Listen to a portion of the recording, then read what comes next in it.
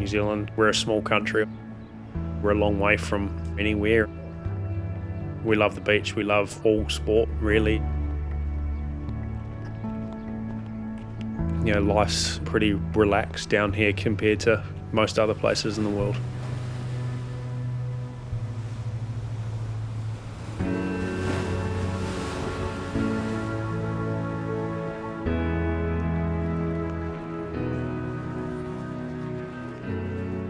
Ryan's a typical Kiwi. Dad, do you want a coffee? You know, he's very laid back in some ways. Mum will have one too, Ryan. He loves fishing, he loves the outdoors. We've got the fishing and golf comp down here in March, so hopefully the fishing and weather have improved slightly. Settle down a bit on Yeah. He has a big heart. He's got great morals of where he sits in the world. Thank you guys, appreciate it. When it comes to family, when it comes to how he treats people, he's a good lad. Just a normal, regular bloke that happens to play very good golf.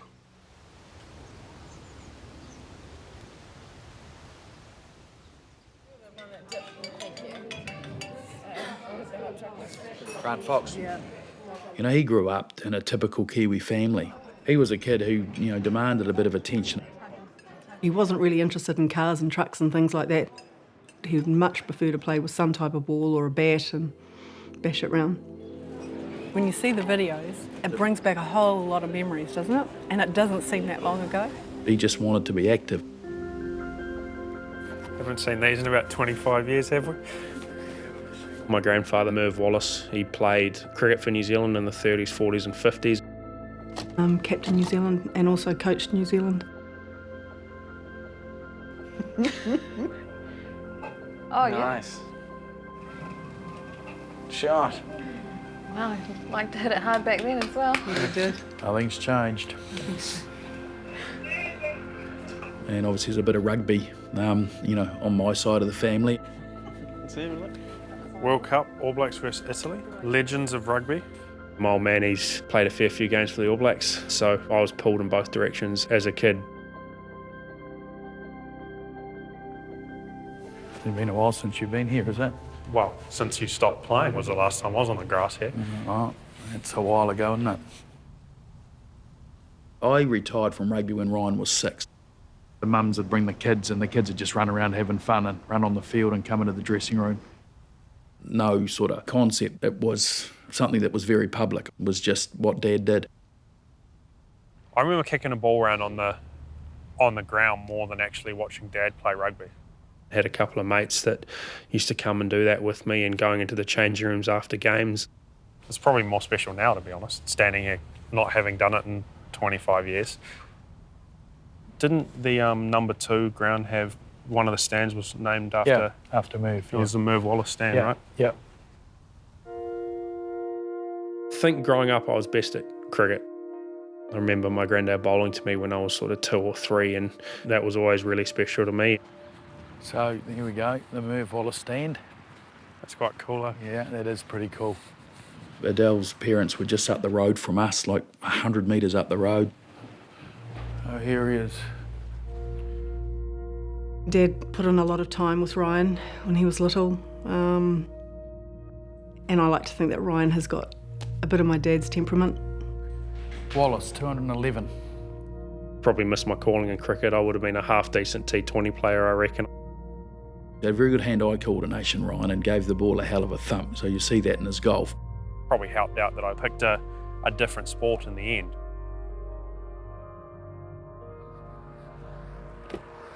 I just loved sport at school, and the 2 high schools I went to both were, you know, massively into their sport.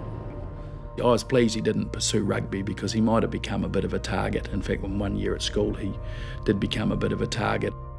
I split my head open playing rugby. You know, you'd go out and play cricket and all you'd get is bounces. I was probably too slow to be a rugby player. I certainly remember hearing, oh, that's Foxy's kid over there, let's smash him. It's something you just grow up with, so it's normal. But, you know, I probably did get targeted a little bit more, maybe had a bit more, you know, pressure. So this is the house we grew up in. Wasn't bad at rugby, played cricket, he was better at cricket. And then Ryan chose golf. Golf was always there at some level. I had clubs as a kid in the backyard. I used to hit balls around, but it was always a sport I played for fun. Well, I actually think that is my first ever set of golf clubs. He was about 11 and he had some friends that he went to school with that were playing golf, and so they all belonged to Whitford Golf Club. I mean, it's seen better days now. The old Cobra Juniors, I think it's got Greg Norman on it somewhere, I think. Yep. They'd play around with whoever was there, have lunch, then go looking for balls afterwards, so he just absolutely loved it.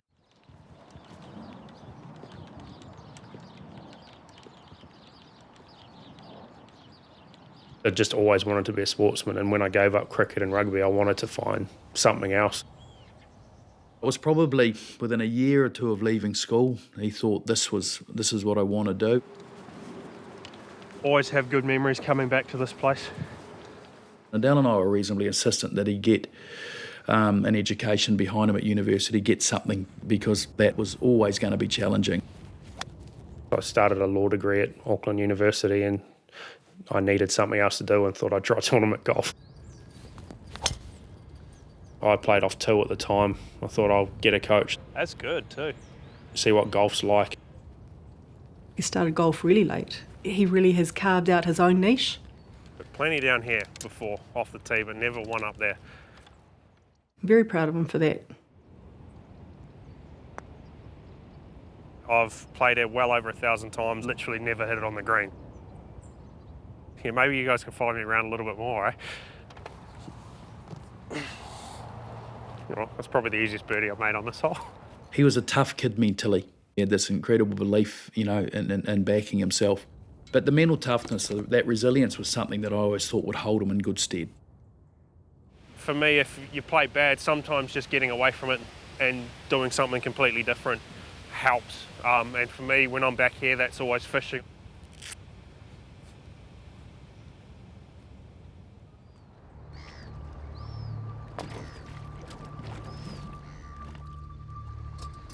I guess a couple of years in, I made the New Zealand Academy, and that's when I thought I might have a chance of doing this for a living.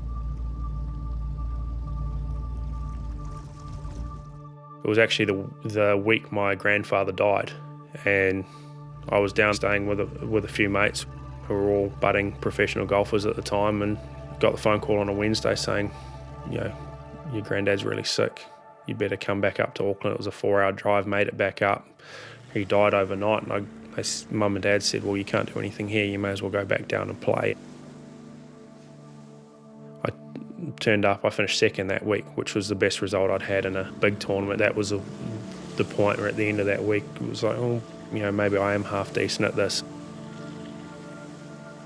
It was kind of the unlocking of something in the brain as well. Sometimes when something else takes your mind off it, golf takes a backward step. It's a little bit easier, and that was the week it kind of happened for me.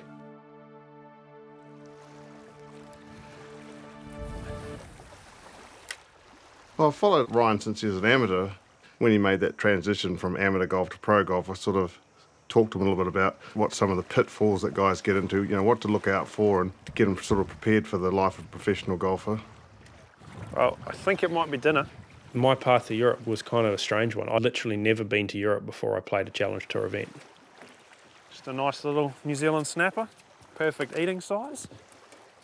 I played really well on the Aussie Tour, really well on the One Asia Tour, signed with ISM at the time, and get the call saying, we're going to try to get you some Challenge Tour starts. I've worked with Ryan for about 8 years now. But it's definitely that feel of that left shoulder being down.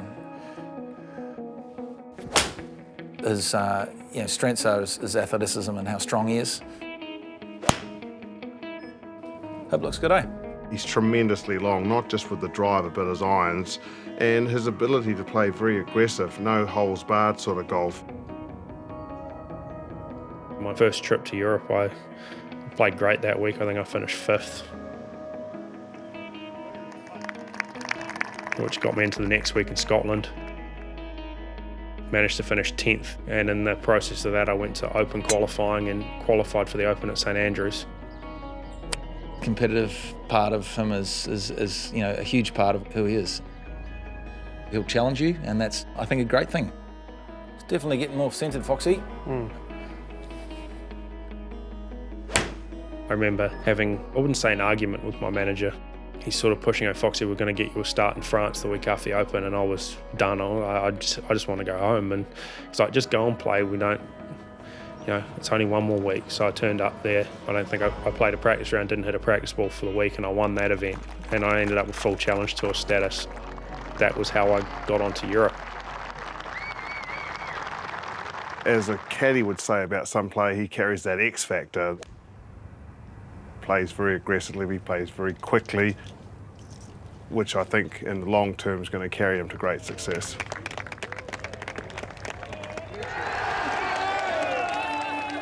Before Europe was even an option, I just wanted to win on a big tour, and winning in Perth was pretty special. Ryan Fox taps it in, and he's broken through. I'd love to win again, to get that feeling of coming down the stretch and winning it.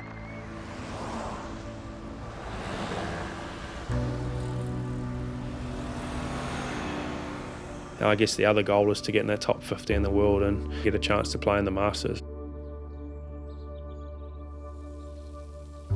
Top 50 in the world is a great goal, and that's what I'd love Ryan to get into. Okay, Turns, you better get in there too. To see him recently having so much success has been awesome. And I think there is, you know, potentially quite a bit more to come. He's done not too bad the last few years. I still beat you, even if I have to give you shots. Oh, true. He has all the shots, he has the right work ethic, he has the right determination, he has the right mindset. He just needs to tidy up the little bits. I believe he's going to win a major one day. Yep. You're just being nice to me because I cooked you dinner tonight. I'm not. I'm not. I'm not. I'm quite happy. I chose golf. We've had 3 generations of our family represent New Zealand in 3 different sports.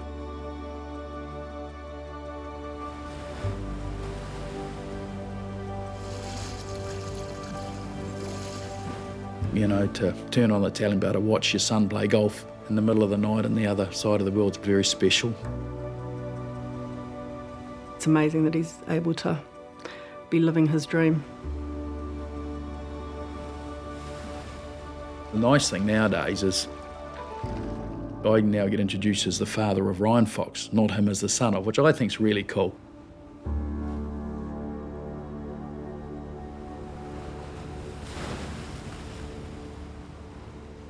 To watch another European Tour video, click here, and to subscribe, click here.